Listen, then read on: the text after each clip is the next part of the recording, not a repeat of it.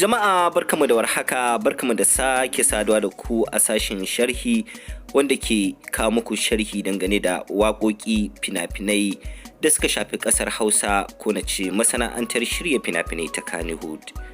Idan wannan ne zuwanka na farko izuwa wannan channel, kar ka manta da danna subscribe da kuma ƙararrawa don sanar da kai a duk lokacin da muka ɗora wani sabon sharhi. Sharhin namu na yau za mu yi shi ne akan waƙoƙin Sambisa. Na san da dama za su yi farin ciki da jin wannan sashi da zai kawo musu nazari ko fashin baki ko na ce sharhi dangane da wannan waƙoƙi na Sambisa da suka yi matuƙar shura a ƙasar Hausa.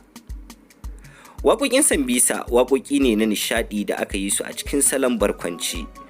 Waƙoƙi ne da suka yi matuƙar shura a ƙasar Hausa da ma duniya sakamakon sabon salon da mawaƙin ya zo da shi. Waƙoƙin mallakar Sani Liyaliya wanda ɗaya ne daga cikin mawaƙan masana'antar shirya fina-finai na Kannywood. Waƙoƙin waɗanda suka samu aikin ƙwarewa daga fitacciyar kamfanin shirya fina-finan nan da ke garin Jos wato 3SP a ƙarƙashin jagorancin Abubakar S. Shehu wanda ƙwararren jarumin fina-finai ne mai shiryawa bugu da ƙari mai bada umarni. Waƙoƙin ya samu taka rawar ƙwararrun 'yan wasa da suka hada da Yamu Baba da kuma Zainab Usman wanda ake musu lakabi da Sambisa a ƙarshen sunayensu. Ku ci gaba da kasancewa da mu domin samun sharhi kan jerin waɗannan waƙoƙi na Sambisa da ma wasu waƙoƙin masana'antar Kannywood kai da ma fina-finai baki ɗaya. A yanzu za mu fara sharhinmu ne da waƙar Sambisa ta farko. Babu shakka waƙar Sambisa waƙa ce da ta zo da sauyi kama daga yadda aka tsara ta, yadda aka ɗauke ta da kuma irin kayan da aka yi amfani da su a cikinta. Abin burgewa da ban sha'awa gami da jan hankali a cikin waƙar bai wuce yadda ta kasance a salon barkwanci ba. Tabbas wanda ya bada umarnin waƙar ya yi amfani da hikima, basira da kuma ƙwarewa wajen ɗaukar waƙar ta yadda ko da kai ba Bahaushe ba ne za ka nishaɗantu matuƙa da kallanta. Gabatarwar waƙar ya ja hankali ganin yadda a farko muka ga fitowar Yamu Baba yana yagar biredi da lemo, yayin da muka ga towar wata mota inda bayan ta tsaya muka ga fitowar wata yarinya riƙe da jaka a hannunta. Hakan ya nuna cewa baƙuwa ce inda Yamu Baba ya yi amfani da damarsa wajen isar da saƙon soyayyarsa a gare ta. Daga farko yarinyar ta ki amincewa da shi inda sai da ta ja masa aji gami da nuna masa ita baƙuwa ce.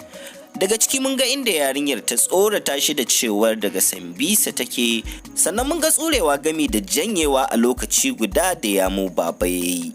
Bugu da ƙari mun ga inda a ƙarshe ta gamsar da shi cewa wasa take masa, ita 'yar Bauchi ce ba 'yar Sambisa ba.